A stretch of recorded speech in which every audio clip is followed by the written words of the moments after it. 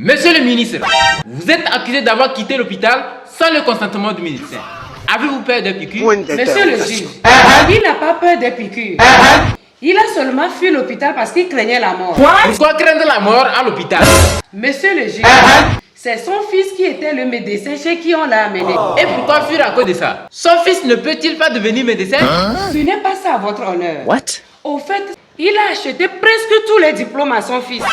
Voilà qu'il est sorti, il devient un médecin de renom avec zéro connaissance sur la médecine.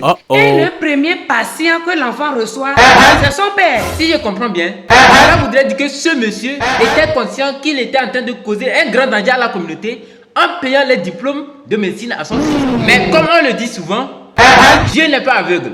Voilà que lui-même il se trouve tombé dans son propre piège.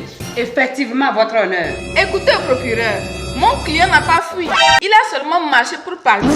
Car il ne voulait pas que son fils lui donne un médicament à la place d'un autre. Exactement.